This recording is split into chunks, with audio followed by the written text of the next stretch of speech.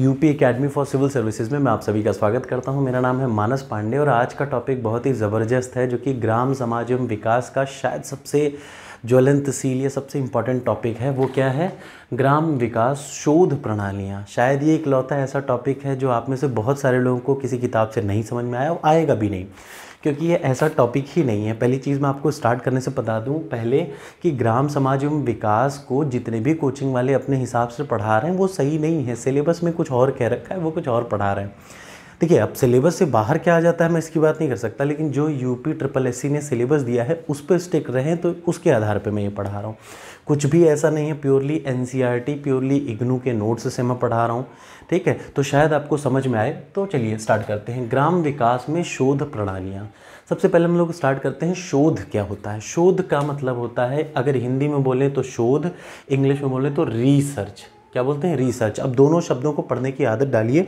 इसके पीछे लॉजिक ये है कि कई सारे वर्ड इसमें ऐसे मिलेंगे जो मैं बोलूँगा इंग्लिश में, समझाऊंगा सब हिंदी में, लेकिन मैं कुछ बोलूँगा इंग्लिश में, तो आपको वैसे ही थोड़े बहुत पढ़ने पड़ेंगे। कुछ चीज़ों के मैंने हिंदी में कन्वर्जन कर रखे हैं तो मैं आपको बता पा रहा हूँ। शोध का मतलब होता है रिसर्च। एक चीज़ होती है सर्च। सर्च का मतलब खोजना। जैसे आपको पता होगा कार्ल बेंज ने एक automobile IC engine, internal combustion engine या एक गाड़ी बनाई, पहली बार एक गाड़ी बनाई, तो वो उसने क्या किया? खोज किया। वो क्या किया? सर्च किया। एक न्यूटन थे जो कि पेड़ के नीचे गिरे लेटे हुए थे, ऊपर से सेब गिरा तो उन्हें लगा ऊपर से क्यों गिरा, तो उन्होंने वो क्या किया? सर्च किया, खोज किया, इन्वेंशन किया। तो मैंने आपको पहले 1-2 क्लास पहले पूछा था, एक होता है इन्वेंशन, दूसरा होता है इनोवेशन। तो पहले शोध पे आने के पहले मैं बता दूं, इन्वेंशन एक बार होता है, जुगाड़ से होता है। जैसे कार्ल बेंज ने जब पहली बार कार बनाई तो वो 2 पहिए की बाइक नहीं थी, 3 पहिए की गाड़ी थी। पहली बार जो IC इंजन बनाई थी, जो पहली बाइक बनाई थी, वो 3 पहिए की थी। उसको चलाने के लिए आज की तरह नहीं था, उसको धक्का देना पड़ता था। आप में से जो जानकार होगा वो जानता होगा, कार्ल बेंज ने जब पहली गाड़ी बनाई तो उसको चलाने के लिए धक्का देना पड़ता था। तो पहली गाड़ी अपने आप से नहीं चली, उसको धक्का देना पड़ता था, बहुत मुश्किल से, जुगाड़ से बनता है। तो जो इन्वेंशन होता है वो एक बार होता है, पहली बार होता है और बहुत जुगाड़ लगाना पड़ता है, तब जाके इन्वेंशन होता है। एक बार वो 3 पहिए वाली गाड़ी बन गई तो फिर अगला आदमी आया, उसने क्या सोचा कि यार 3 पहिए को हटा के 2 पहिए से चलाने की कोशिश की जाए। अब क्या हो रहा है? याद रखिएगा, इन्वेंशन एक बार होता है। एक बार इन्वेंशन हो गया, उसके बाद उस चीज़ में जितने भी अपडेट होंगे, अपडेट का मतलब अब वो 3 पहिए से किस पे आ गई? 2 पहिए पे। धीरे धीरे आज के टाइम पे आपको पता है बुलेट, एक से एक अच्छी गाड़ी हैं, सारी 2 व्हीलर सी, लेकिन उन सब में नए नए अपडेशन आते रहते हैं। किसी में सेंसर आ जाता है, किसी में पार्किंग सेंसर है, किसी में कुछ है। तो ये सारी चीज़ें क्या है? इनोवेशन। तो 2 चीज़ हो गई, एक होता है इन्वेंशन और दूसरा होता है इनोवेशन। इन्वेंशन एक बार होता है, जुगाड़ से होता है, और इनोवेशन बार बार हो सकता है, एक बार जिस चीज़ का इन्वेंशन हो चुका हो उसका। तो जब न्यूटन लेटा था तो ऊपर से फल गिरा, तो उसको क्या लगा? वो क्या किया? उसने खोज की, मतलब उसने क्या किया? सर्च किया। न्यूटन ने क्या किया? सर्च किया। अब एक बार कोई खोज हो जाती है तो अब उस पर और अधिक जानकारी जानने के लिए और अधिक जानकारी को लेने के लिए हम लोग क्या करते हैं? रिसर्च करते हैं। रिसर्च का मतलब दोबारा खोज। एक खोज जो कि ऑलरेडी हो चुकी है, एक चीज़ जो कि ऑलरेडी बन चुकी है। सबसे पहले क्या हुआ भाई? एक स्टीम इंजन बनाया, जिसने भी स्टीम इंजन बनाया। अब स्टीम इंजन जब पहली बार बना तो वो खोज हुई ना, लेकिन अब ये बताइए क्या स्टीम इंजन आज चल रहा है? नहीं। उसमें काफ़ी कुछ, पहली बार जो इंजन बना वो स्टीम इंजन बना, लेकिन अब उसमें धीरे धीरे अपडेट होने लगे। तो अब क्या बन गया? स्टीम इंजन से एक और अपडेट हुआ, आजकल फिर डीजल इंजन आया, अब क्या हो गया? इलेक्ट्रिक इंजन आया। तो ये सारे क्या हैं?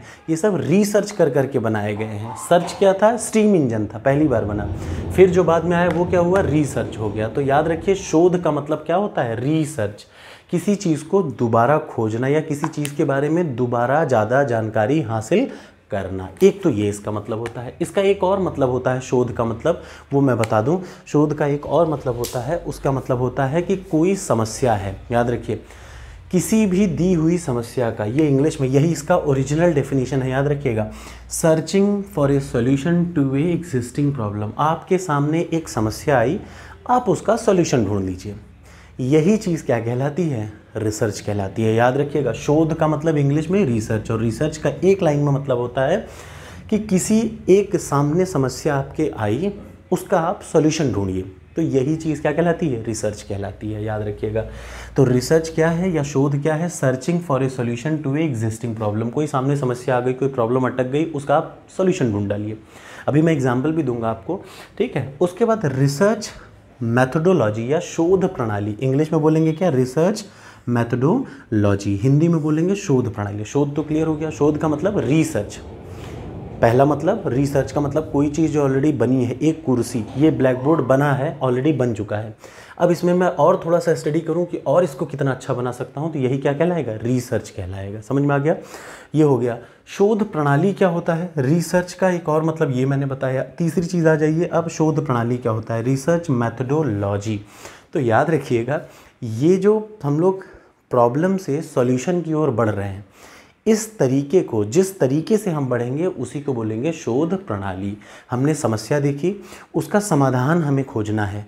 अब समस्या से समाधान तक जैसे जैसे हम पहुंचेंगे, इस रास्ते को साइंटिफिकली वे, अगर कहा जाए कि science of studying how to research is done, किसी भी प्रॉब्लम्स के सॉल्यूशन को कैसे निकालते हैं, इसी चीज़ का रिसर्च, इसी चीज़ को, तरीके को हम लोग बोलते हैं रिसर्च मैथोडोलॉजी। याद रखिएगा, किसी भी समस्या का या किसी भी रिसर्च करने का तरीका जो होता है उसी को रिसर्च मैथोडोलॉजी या शोध प्रणाली। शोध करेंगे कैसे, कौन कौन से तरीके हैं, किस रास्ते से हम ये शोध करेंगे। शोध का मतलब समझ गए ना, शोध का मतलब किसी दिए हुए समस्या को सुलझाना एक लाइन में। To solve any problem, you have any problem, you are just trying to solve it, that's all about शोध या फिर रिसर्च। अब बहुत ज़बरदस्त चीज़ है, ये आपके एग्ज़ाम में आएगा, याद रखिए। 2-3 पार्ट बनेंगे, बट मैं आराम से समझाऊंगा, जल्दबाजी में नहीं कि मैं 2 घंटे का लेक्चर बना दूं। मैं कम पढ़ाऊंगा बट अच्छा को पढ़ाने की कोशिश करूंगा। अब आ जाइए, शोध हो गया। शोध के बाद अगली चीज़ आती है रिसर्च मैथोडोलॉजी, मतलब रिसर्च मैथोडोलॉजी किस तरीके से की जाती है, शोध को करा कैसे जाता है। याद रखिए, इसके कई स्टेप हैं। सबसे पहले तो आप ये स्टेप याद करिए, फिर मैं इसका एग्जाम्पल मस्त देने वाला हूँ। शोध देखिए कई तरीकों में, कई चरणों में संपन्न होता है। चरणों का मतलब कई सारे स्टेप में होता है। शोध कैसे किया जाता है या शोध प्रणाली का क्या तरीका है। सबसे पहले प्रॉब्लम आइडेंटिफिकेशन। इन आपको अगर कभी शोध करना है, गाँव के विकास में शोध करना है, इस रास्ते आपको चलना होगा। सबसे पहले प्रॉब्लम को आइडेंटिफाई करिए। प्रॉब्लम आइडेंटिफिकेशन का मतलब समस्या को पहचानिए। शोध, किसी भी चीज़ पे शोध करना है तो सबसे पहले समस्या, शोध का मतलब क्या, समस्या का समाधान। तो सबसे पहली चीज़ जो आपको जाननी पड़ेगी वो क्या है, समस्या को पहचानना, प्रॉब्लम आइडेंटिफिकेशन। दूसरी चीज़ होती है रिव्यूइंग द इंफॉर्मेशन। अब जो समस्या से जुड़ी हुई चीज़ें हैं, जो इन्फॉर्मेशन है, उसको पहचानिए और उनको पढ़िए या उनका रिव्यू करिए। तीसरी चीज़, आंकड़ों का संग्रह, डेटा कलेक्शन। क्या क्या डेटा आपके पास अवेलेबल है उसका कलेक्शन करिए। उसके बाद जब डेटा कलेक्ट हो जाए तो उन डेटा से आप सॉल्यूशन तक कैसे पहुंचेंगे उसका एनालिसिस, वो कौन से रास्ते से पहुंचेंगे। एनालिसिस का मतलब विश्लेषण। 4-5 तरीके हैं, आप किस तरीके से पहुंचेंगे, वो होता है विश्लेषण। और सबसे लास्ट में आता है कंक्लूजन। विश्लेषण के बाद जो आप शोध कर चुके हैं उसका सार। तो याद रखिएगा, रिसर्च मैथोडोलॉजी के कई सारे स्टेप हैं, 1 2 3 4 5 स्टेप हैं। याद रखिए, एकदम मत भूलिएगा, यही शोध प्रणाली के 5 स्टेप हैं। 5 चरणों में शोध प्रणाली होती है। सबसे पहले क्या होता है, प्रॉब्लम आइडेंटिफिकेशन। दूसरा रिव्यूइंग इन्फॉर्मेशन, मतलब आंकड़ों की पहचान, रिव्यूइंग इन्फॉर्मेशन। सबसे पहला समस्या को पहचानिए, फिर रिव्यूइंग इन्फॉर्मेशन, फिर तीसरा हो गया डेटा को कलेक्ट करिए, फिर एनालिसिस करिए, उसके बाद शोध सार।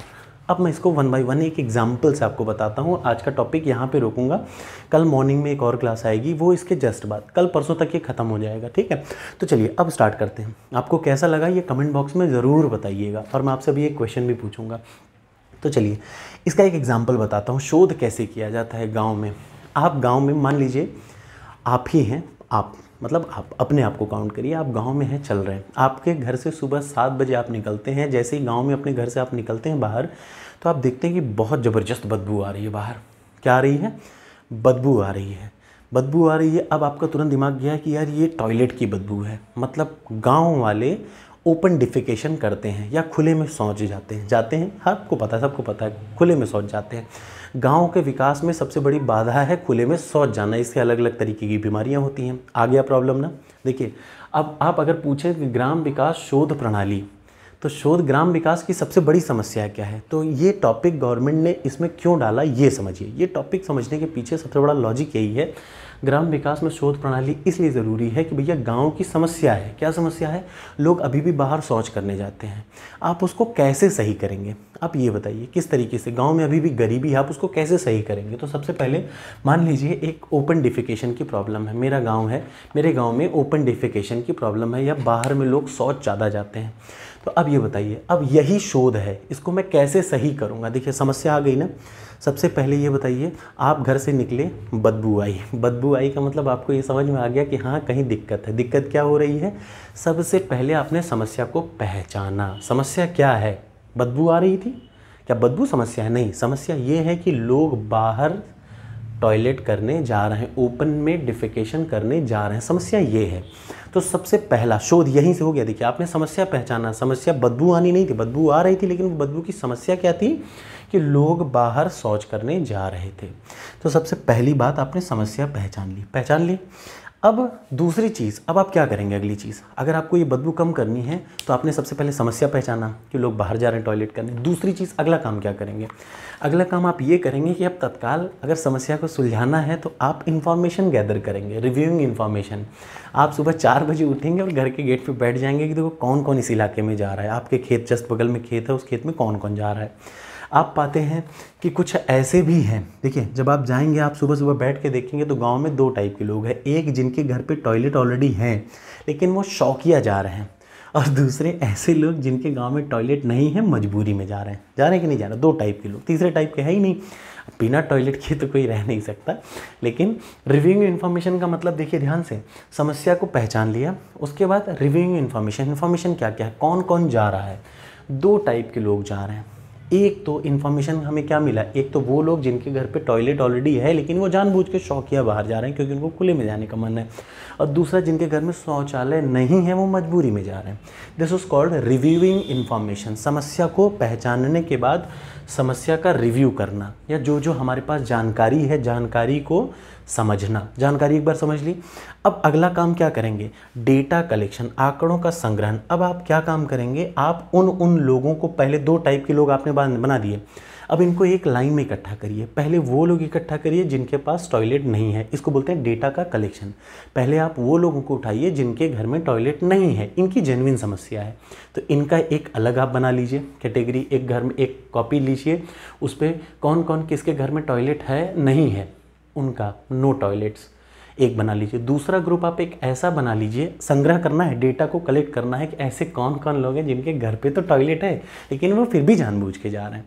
तो आपने 2 ग्रुप बना लिए, एक जिनके घर पे टॉयलेट नहीं है, मजबूरी में जा रहे हैं, और दूसरा जिनके घर पे टॉयलेट है लेकिन वो जानबूझ के मज़े लेने के लिए जा रहे हैं। कहाँ पे? शौच करने।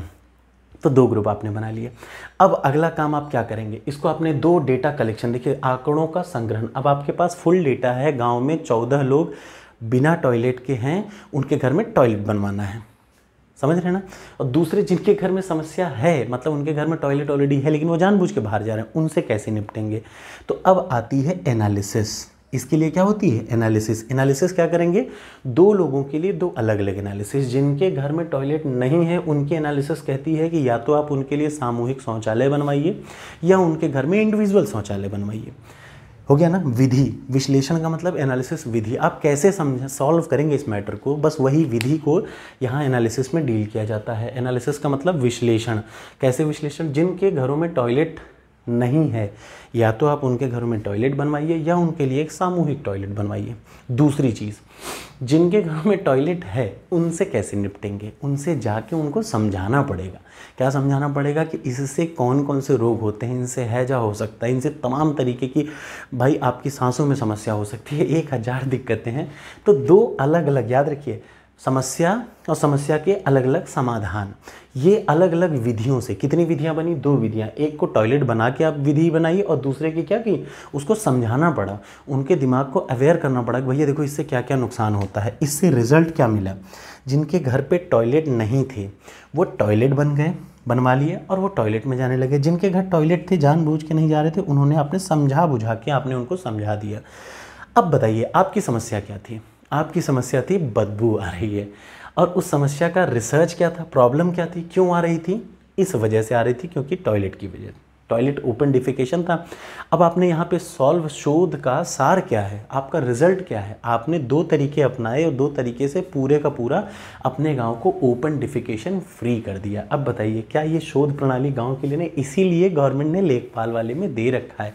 आपको मजाक लग रहा है कि यार ये ऐसी फर्जी टॉपिक, ये कोई फर्जी टॉपिक नहीं है, और जो कोई भी कह रहा है कि ये फर्जी टॉपिक है वो झूठ बोल रहा है। अब आप बताइए, खुद बताइए, इतनी बड़ी ओपन डिफिकेशन की समस्या भारत में थी, धीरे धीरे गवर्नमेंट ने उसको सही किया ना, काफ़ी हद तक ओपन डिफिकेशन फ्री हो चुका है। अभी भी जो बचे हैं, अब ये वाली समस्या खत्म हो गई कि टॉयलेट नहीं है, हर जगह टॉयलेट है, सामूहिक शौचालय हैं। बस अब समस्या ये वाली थोड़ी बहुत है जिनके माइंड में बैठा है कि मुझे खुले में शौच जाना है, अब धीरे धीरे उसको समझना है। तो इसको क्या बोलते हैं, रिसर्च मेथोडोलॉजी। एक बार फिर से मैं बता दे रहा हूँ, सबसे पहला प्रॉब्लम को समझिए, प्रॉब्लम के आंकड़ों को इकट्ठा करिए, उनको व्यवस्थित करिए, प्रॉब्लम को रिव्यू करिए।